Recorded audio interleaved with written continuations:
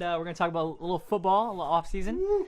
Antonio Brown, he went on LeBron's show yesterday on HBO, and he basically told everyone how Big Ben is, how he's a jerk. Yeah, basically what he said was, all year, dude called me out. Like, AB should have ran a better route. That's the type of player he is. He feels like the owner. But you threw that shit to the D-line. How the fuck am I supposed to run a better route? You need to throw a better ball. And in my opinion, he's absolutely right. If AB wasn't open on that play, why would you force it to him? You could find another receiver or just simply throw it out of bounds. And Ben, you need to take the fall for your mistakes. You can't keep blaming everyone else for your mistakes. AB, that's the reason why AB doesn't want to play with you. Le'Veon doesn't want to play with you. There's a reason why Le'Veon didn't respond to your texts, because you're not a good leader. You're not leading this team in the right direction. That's why we fell short in the playoffs last year. That's why we didn't make the playoffs this year. Okay, Stephen A. I really think, I actually kind of agree with that, but for some reason, I think it's the end of Big Ben. I think they need to get either Josh Dobbs or Mason It's the end Rudolph. of the Steelers. I think they need to get Josh Dobbs or Mason Rudolph groomed and to get ready and start and be the starting quarterback of this team. I mean, he's old. I mean, how heavy is he? He's like 260. He can barely move. I think they got to get 37. I'll look that up. They got to get some new fresh legs and a fresh arm in there. And I mean, with AB and Le'Veon both leaving, I mean, it leaves them with the young core rebuilding. Yeah. James Conner, and then they got Juju Smith-Schuster. Exactly. Yeah. Also, in the draft this year, they could get a great corner in DeAndre Baker from Georgia. He did really well this year, and the secondary for the Steelers was just awful this year. You got former first-round pick Artie Burns. He did not have a good year. Even last year, he didn't do good. So many pass interference calls. The only good corner that was actually contributing was Joe Hayden, and he was the heart and soul of that secondary. And losing Ryan Shazier last year really hurt the defense. I think that AB is right. I think that in principle he is right. But if you're the Steelers, are you really gonna keep AB over Big Ben? I think in this day and age, are you really gonna keep the wide receiver over the quarterback? Because quarterback is the most important position on the field. And I think I'm not saying that AB is wrong, but if I was the Steelers, I probably would have to pick Ben. I mean, quarterbacks don't grow on trees. So we've seen with, like, for example, the Browns, they pick quarterbacks every year that they don't work.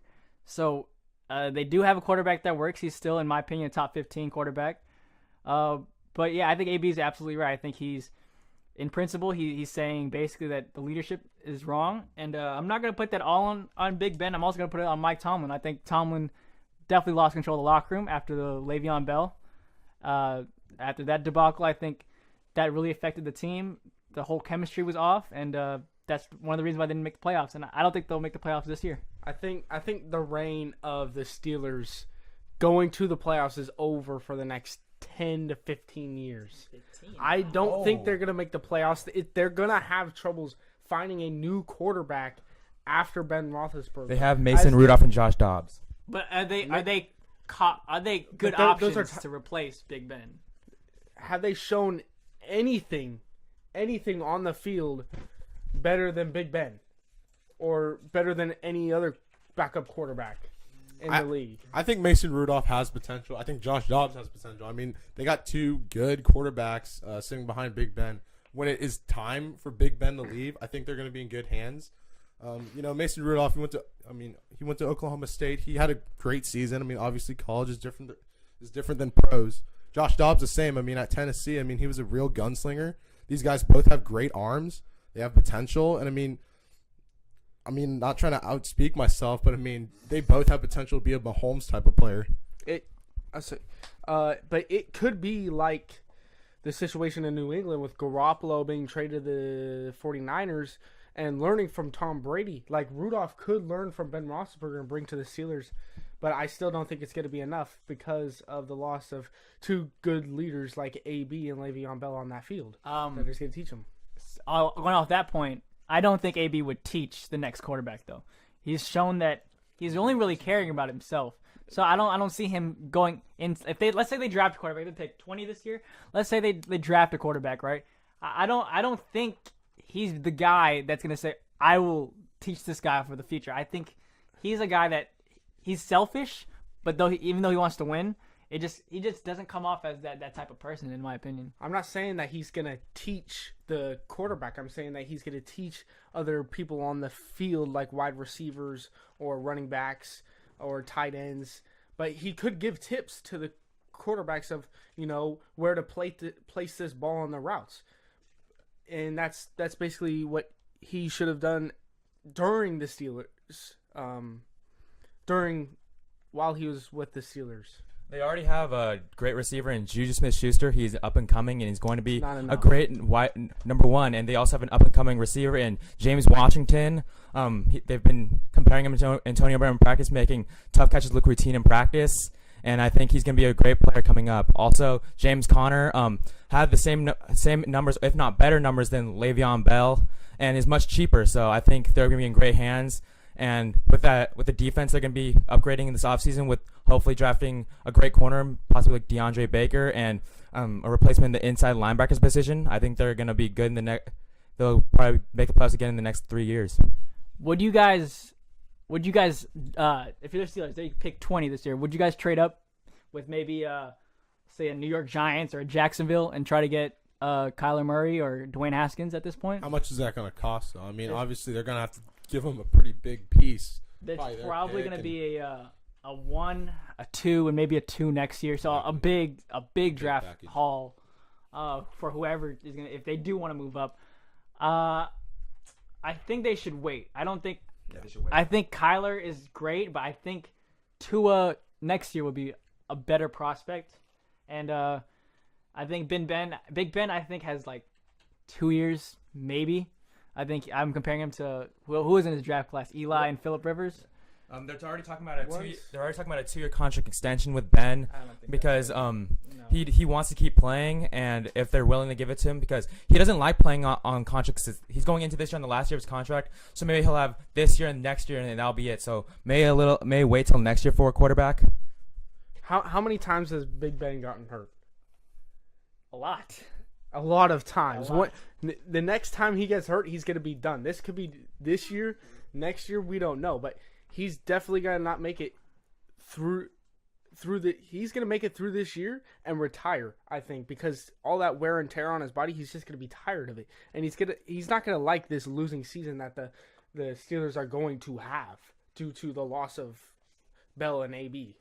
And to that point, I think he's that type of quarterback. He's a physical guy. He's not afraid to get hit on his throws. But that does take a toll on you. He's not a runner per se, but he's a guy that he's not afraid to take a big hit. And I think that at the end of this year, he will definitely think about retirement, if not the year after.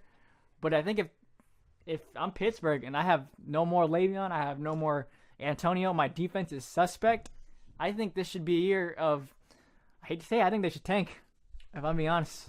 I don't necessarily think – I think Pittsburgh is pretty good on quarterbacks. I don't think they should be worrying about getting a quarterback in the next couple drafts. I mean, I think they have, like I said, they have 2 good backup quarterbacks in which they can take over the team, Mason Rudolph and Josh Dobbs. They should be focusing on other areas that they need help, like the defense, like you said. The defense, I mean, obviously their linebackers are pretty weak without Ryan Shazier back in the lineup after that horrific injury he had against the Bengals. But really, they just need to focus on other areas drafting-wise. And then Big Ben should just teach these young guys, what he's done. I mean, Big Ben's won rings. He's had pretty bad injuries. He's dealt with a lot of negative stuff. And, I mean, if he could teach these 2 quarterbacks about his experiences and they can both learn from them, that'll just be better for the whole team. And he has 2 rings to show for it. And the Steelers O-line is still really good, so I think they'll be fine. Speaking of the draft, we had the combine this week, and we saw one of the biggest names, Kyler Murray. His height was 5'10" and 1/8. So where do you guys project him to go? We have the draft order right here. I think he's going, honestly, if not Arizona, because they've been talking about it, I think Jacksonville will take him. Or possibly, I'm looking here, Miami is another landing spot. I could see Kyler going. What you guys? I think Kyler Murray is the best quarterback in this year's draft. I mean, you guys obviously, if you did not see the combine, I mean, I encourage you to check it out. But I mean, Dwayne Haskins did not look good. None of the Ohio State players looked good except for 5'40". I mean, he just looks out of shape. He looks like Donovan McNabb. I mean, Haskins, I mean, he's a young guy. He's gonna get drafted. I mean, no question in my mind he's gonna get drafted. But I mean, you just look at some of these guys. I mean, Drew Lock, Daniel Jones.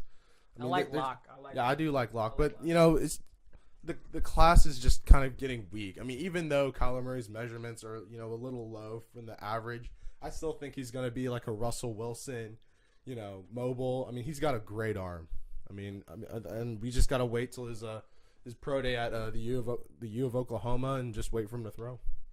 I think Kyler Murray will be drafted by the Jacksonville Jaguars because they are in desperate need of a quarterback. Blake Bortles is probably one of the worst quarterbacks I have ever seen. He is so bad. Their defense is really good, but without a quarterback, you can't win any games. Kyler Murray is the quarterback for that team. You could say that about Oakland, Tampa Bay, the Giants, the Jets, Arizona with their quarterback from UCLA, absolutely poo-poo Rosen. It's embarrassing the top 16 teams in the draft, and we all know it's every year. These same teams are in the top of the draft, and who are they choosing? Nobody. They're choosing a nobody that's not going to transform their teams. You said. Well, Baker Mayfield with the top pick, yeah, that was great. You said, but they still didn't make the playoffs. You said Quentin Nelson was a nobody, and what's he doing? He's bringing the Colts back to prime. Yeah. That's right. I'm taking words and I'm bringing them out here. Yeah, that's what I'm doing. So I mean, I wouldn't be surprised if Murray went first, but I think we're also expecting Bosa. I mean, that guy's just going to be a once in a generation, you know, defensive lineman. I wouldn't be surprised if he went to New York, Jacksonville. I don't think Denver, but you know, just one of those teams. Maybe if he tanks all the way down to Washington, we'll take him. But I mean, you know, he's going to be the first quarterback off the board if it stands like this right now. But yeah. I would like, honestly, from just a fan perspective, if I see him in New York with Odell and Saquon and Evan Ingram, that team is fun. I think that team's a very, very explosive team. But I don't think New York will take them just because of the type of quarterbacks they take. They're bigger. They're big arm, you know, pocket passers, Eli Manning, Phil Simms, those type of guys. So I don't think he'll go to New York. I think if New York was to draft a quarterback, it would be Haskins. But honestly, it looks like they're content with Eli right now, which honestly sucks for anybody who's from New York and is a Giants fan. But yeah, if New York can grab him, or you know, I'm looking at the list. I would like to see him in Washington. I think Washington would be good. And I think a sleeper team that might take him, Cincinnati. I think they're ready to move on from Andy Dalton. I don't think Andy Dalton's that good. I really don't. And I think he doesn't have anybody. He just gets hurt too much. He has AJ Green. He has AJ Green. He has produced 0 playoff wins in the last how long has he been? It's the 10 years. Too. Marvin Lewis. They lost 4 playoff games. So I actually think that Dwayne Haskins is going to go to the Jaguars because the Jaguars need a big quarterback. Kyler Murray is a smaller quarterback. Look what he did against Alabama. Alabama has Heisman Trophy winner. Great, he's a Heisman Trophy winner. So isn't he supposed to beat every team? He didn't have a defense. In fairness to Kyler, he didn't have a defense. But the offense didn't show up. In the second half. I didn't expect him. I did expect him to put up crazy numbers against Alabama. If I'm being honest, I did expect at least 35 points. I think they only scored 20 some points. So, but with that bigger defense, it did affect him. Yeah. Throwing wise, running wise.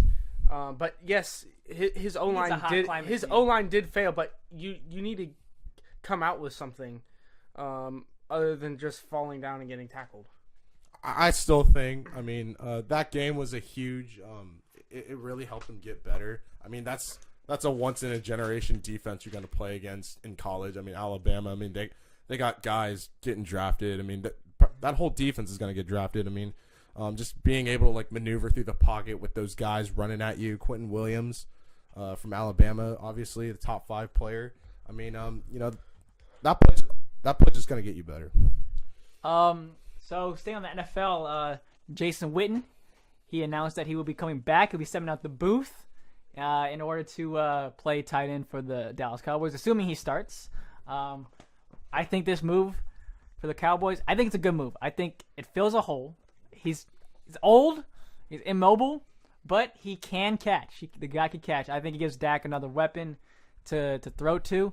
But I don't know if it'll make. I don't think this move puts them over the top. They still need to make a few moves to their defense. They need to re-up DeMarcus Lawrence soon. But I think this definitely still makes them in my opinion, the favorites to win the NFC East. Yeah, to build off that defense, they really need to lock up DeMarcus Lawrence. This second year, they're probably going to franchise tag him. If they don't get a deal done, then I can't see how that defense will be successful without DeMarcus Lawrence. Yeah, so far this has probably been the biggest thing for the Cowboys in the offseason, due to getting another leader. Last year they didn't have any leaders on the team. A lot of young players. Amari Cooper might not be that young, but he's kind of immature on the field. And so getting this leader, Jason Witten, out on the field, it'll really transform the atmosphere in on the field and in the clubhouse. I really love his decision to come back and play for the Cowboys. I mean, you just look at their tight ends. I mean, they didn't have any productivity with those guys. I mean, I'm not saying Geoff Swamp, Blaze Jarwin, or Dalton Schultz / I don't know who any of those guys are. Exactly. I mean, you guys might not even know. They didn't do a lot of stuff. But, I mean, you get Witten back in here. He can teach those guys how to be better players. I mean, he's been there, done that. He has experience. And I mean, he's just gonna make the team better, teaching those young guys the game of football and just helping them through all this stuff because he's the older guy, he's that big bro that you can talk to with your problems and stuff, and he's a big target. Dak's probably gonna feel better about throwing to a guy who can catch. He was obviously on that team where they went 13-3. I mean, he's just a trustworthy guy. So I am curious, though, to see – they did get a new offense coordinator, Kellen Winslow, right?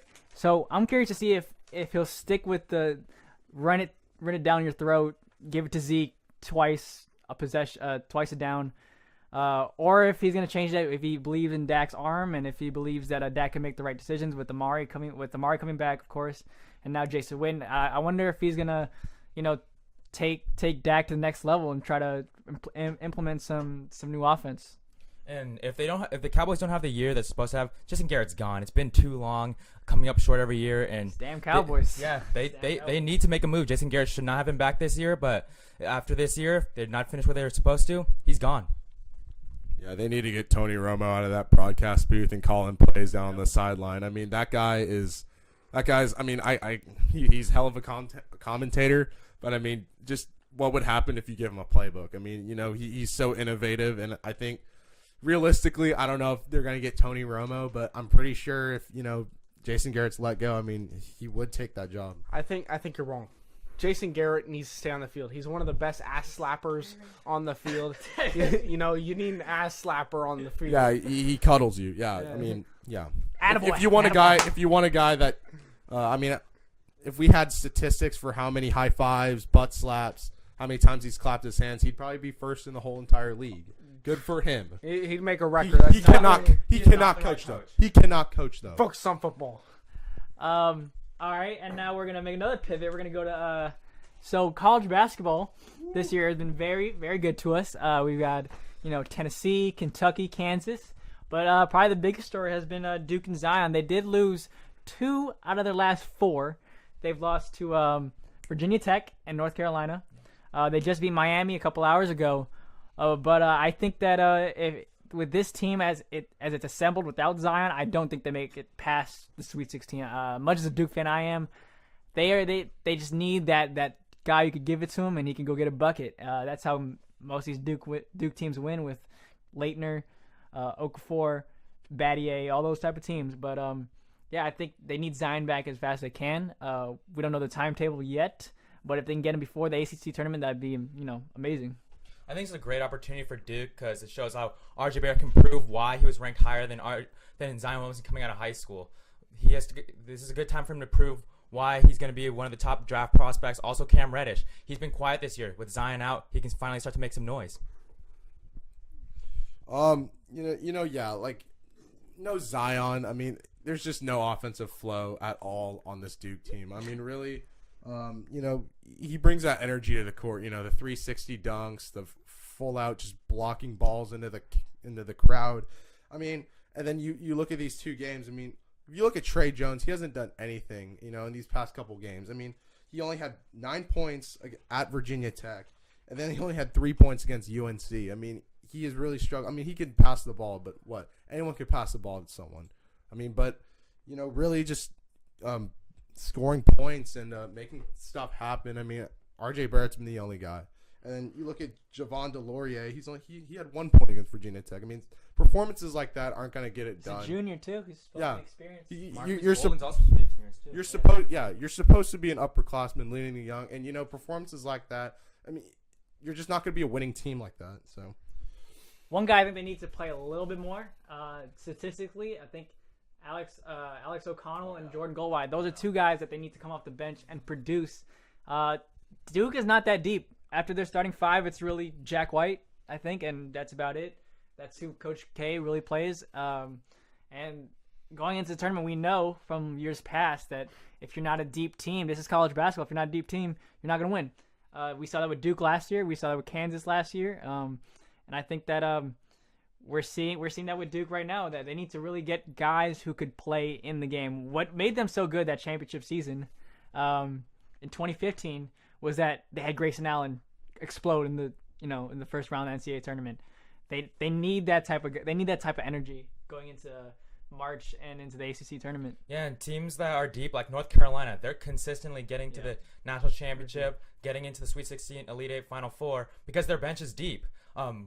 Their recruiting is always top notch. They always get good 4 or 5